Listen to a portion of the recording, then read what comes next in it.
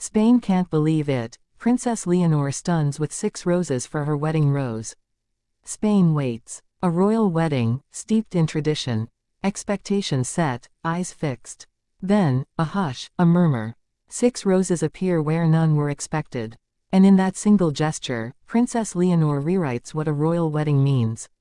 The bells of Madrid had barely finished echoing when news began to ripple across Spain.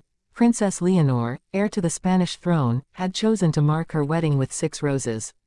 Not a grand cascade of flowers, not a traditional bouquet, but 6 single stems, each carried with quiet intent.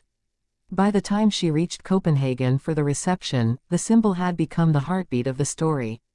It started that morning in Spain.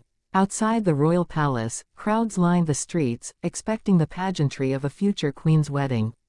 Leonor emerged from the palace doors radiant, her gown a soft ivory silk with understated embroidery.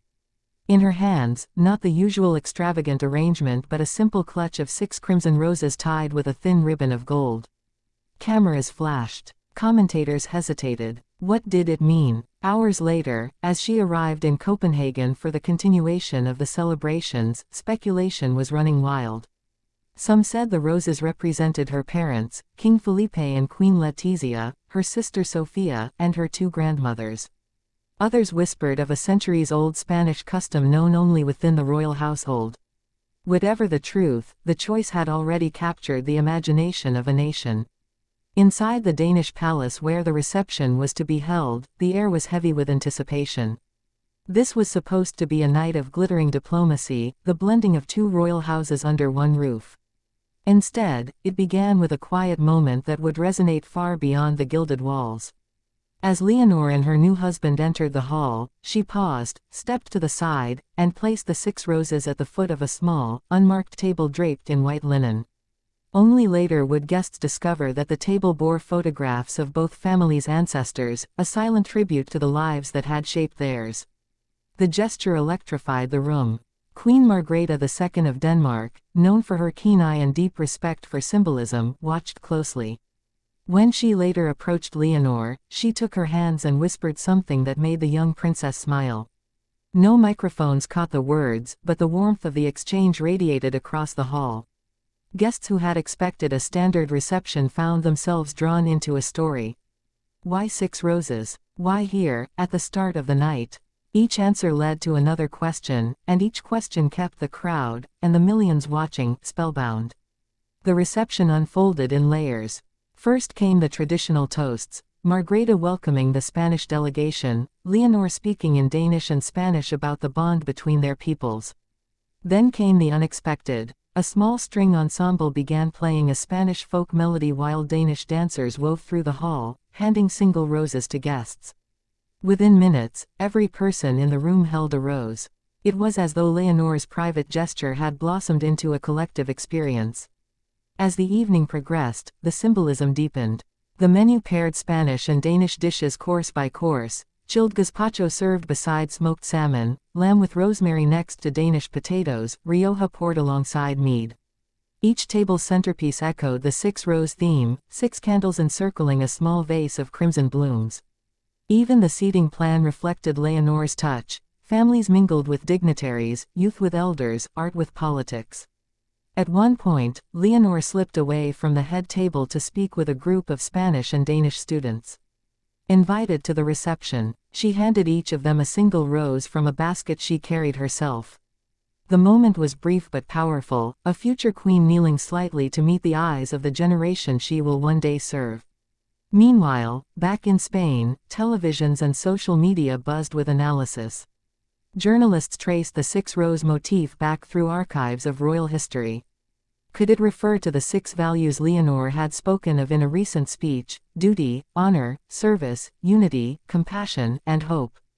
Was it an echo of a poem once written by her grandfather, Juan Carlos, in exile? Or simply a personal promise between bride and groom? Each theory built on the last, weaving a web of fascination that drew the public closer to her story. As night fell in Copenhagen, the reception reached its emotional peak. The orchestra shifted from classical to a gentle Spanish ballad. Leonor rose, holding yet another rose, the 7th, as it turned out, and walked toward Queen Margrethe. In front of the assembled guests, she placed the rose in the queen's hands and curtsied deeply. The room erupted in applause.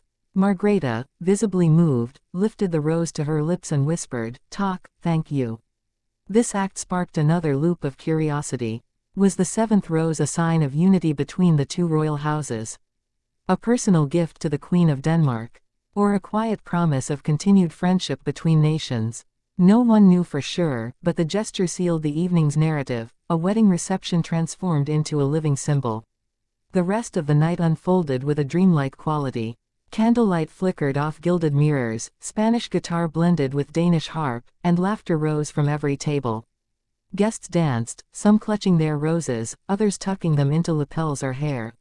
The boundaries between tradition and innovation blurred until only the feeling remained that they were part of something new. When Leonor and her husband finally departed for their private chambers, they walked through an arch of roses held aloft by Danish and Spanish guards.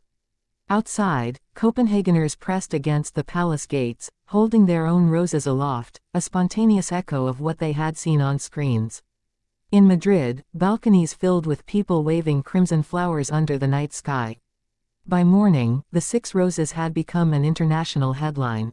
Commentators called it the gesture of the century, the silent speech, the night the roses spoke. In Spain, where royal tradition runs deep but public trust has sometimes wavered, Leonor's act felt like a bridge between past and future, formality and feeling, duty and love. And that is what kept the nation talking long after the music faded. Not the dress, though it was beautiful. Not the menu, though it was exquisite.